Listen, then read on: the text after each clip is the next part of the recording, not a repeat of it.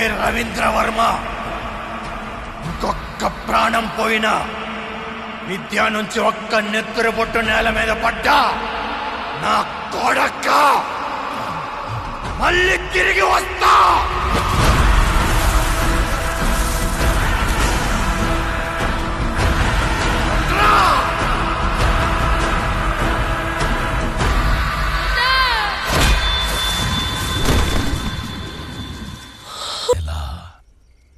ఇద్దరు యాక్సిడెంట్లో చనిపోయారు. సృష్టించండి.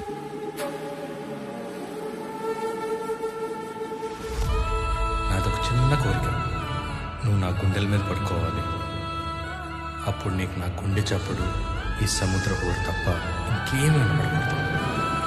ఈ చల్లని గాలి, నా వెచ్చని శ్వాస తప్ప నేను ఏది తాకూడదు. ఆ చుక్కలు తప్ప మనల్ని ఎవ్వరు చూడకూడదు.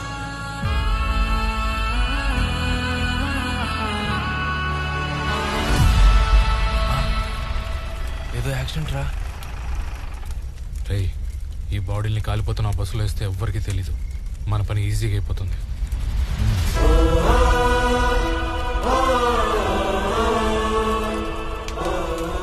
మంగళూరు నుంచి అనంతపూర్ వస్తున్న SLN bus Anantapur ghat road లో ఘోర ప్రమాదానికి గురైంది. నంబర్ 14 అనాథ శవం.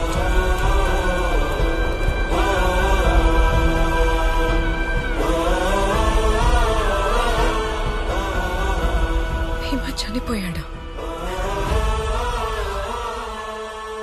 రామా, భీమా చనిపోయాడా? మీ అన్నయ్య గొప్పతనం ఆ రోజు తెలుసుకున్నాను.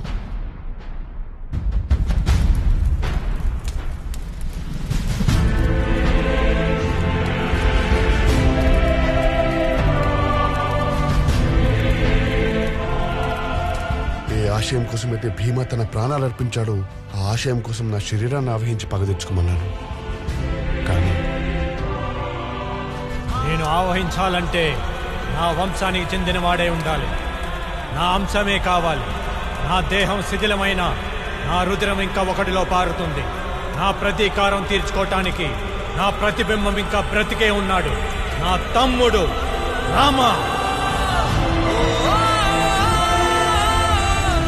నా 10 దిన కర్మ అయ్యే లోపల మహేంద్రగిరిలో ఉన్న మహిమాన్వితమైన పరమశివుని గుడిలో రామ స్వయంగా తన మెడలో రుద్రాక్షమాల తీసేసి మనసా వాచ కర్మణ నా ఆత్మని తనలోకి ఆహ్వానించాలి. వాడితో ఈ పని నువ్వే చేయించాలి.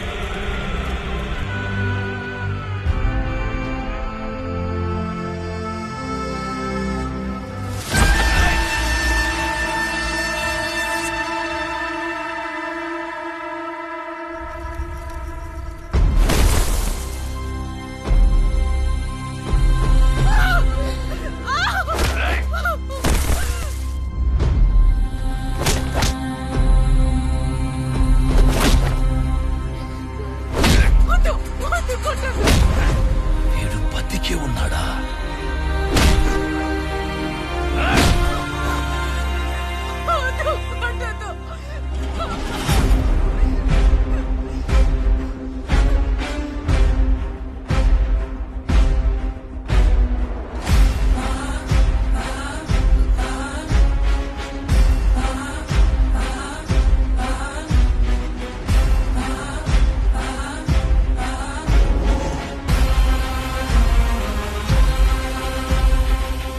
వీడు వాడు కాదు.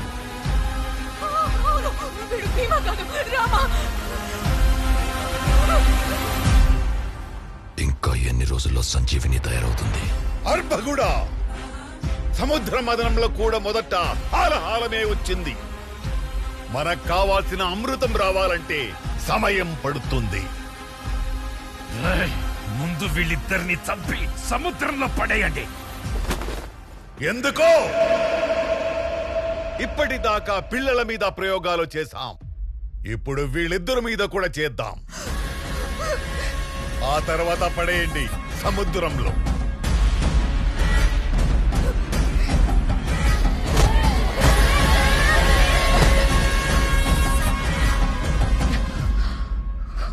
ప్రాణం పోతుందన్న భయంతో పిలవమనట్లేదు. ప్రాణం ప్రాణాలు కాపాడాలన్న తాపత్రయంతో పిలవమంటున్నా. ఒక్కసారి ఆ రుద్రాక్షమాల తీసి భీమా అని పిలువు. నీ పిలుపు కోసం వాడు ఎక్కడో ఉంటాడు. ఇదే మట్టిలో మీ అన్న రక్తం కలిసిందిరా.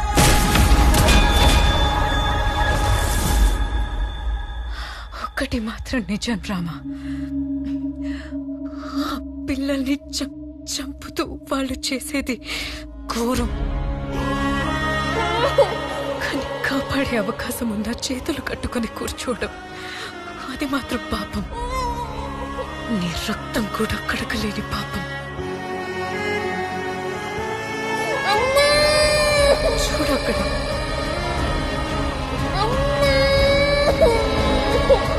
ఆ పాప నిన్ను అన్నా అని పిలుస్తుంది. రామాగా కాదు, భీమాగా. భీమాని రాక్షసుడు అంటావు కదా. సంహారం జరిగేటప్పుడు దేవుడు కూడా రాక్షసంగానే చంపుతాడు. అహం కోసం చంపితే రాక్షసుడు, ధర్మం కోసం చంపితే దేవుడు. ఇక నువ్వే తేల్చుకోరా.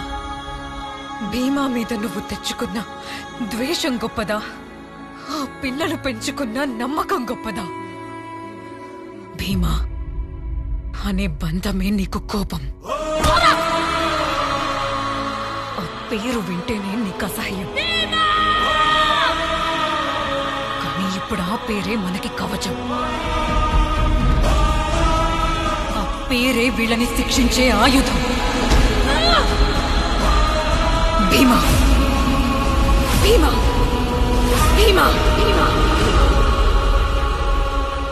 రామా, ఒక్కసారి అన్నా అని పిలవరా.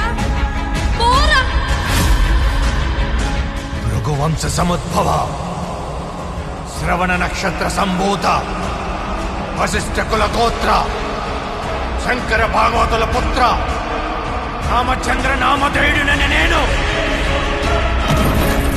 మనసా వాచా కర్మణ ప్రేమతో పిలుస్తున్నా నా అన్న భీమా. చాలని ఆశ, ధర్మం తప్పిన అహం తలెత్తిన ప్రతిసారి గాండ్రించే గండ్రగొడ్డలి పుడుతుంది. నీ నీచత్వం వల్ల నాకొక మంచి జరిగిందిరా. మొదటిసారి నోరు తెరిచి నా తమ్ముడు, నా రాముడు అన్నా అని పిలిచాడు. గుండె నిండిపోయిందిరా. నువ్వు నాకిచ్చిన ఈ సంతోషానికి నేను నీకు సంబరాన్నిస్తా, మరణ సంబరాన్నిస్తా.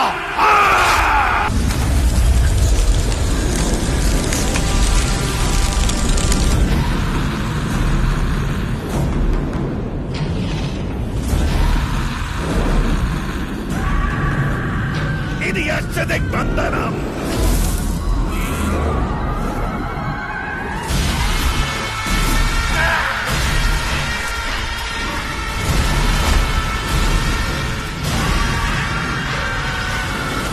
ఇంతమంది అమాయకులైన పిల్లల్ని చంపిన నా కోసం ఎన్ని ప్రేతాత్మలు పగతో కాచుకుని ఉంటాయో నాకు తెలీదా?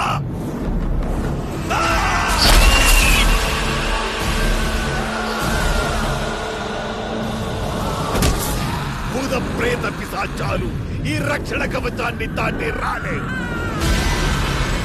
రాబోయే కాలానికి కాబోయే భగవంతుణ్ణి నన్ను ఢీ కొట్టడం నేతరం కాదు.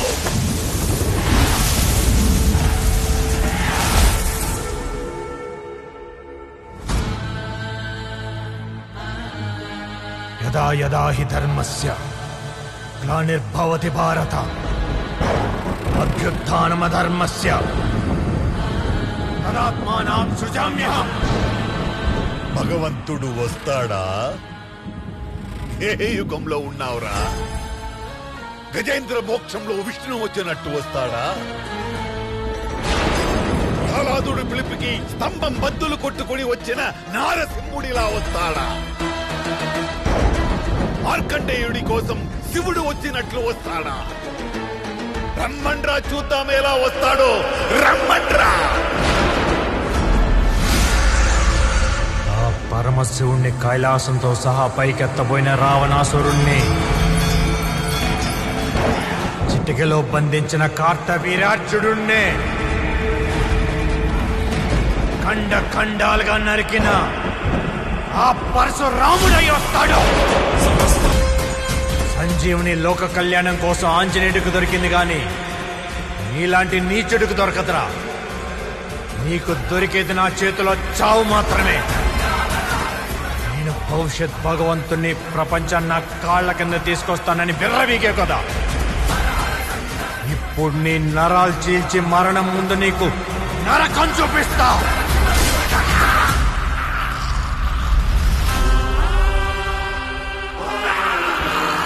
వల్ల నీ ప్రేమను అర్థం చేసుకున్నాను. వీలైతే మన్నించు. చిన్నప్పటి నుంచి చేసే అన్ని క్షణాల్ని నీతో మళ్ళీ గడపాలను.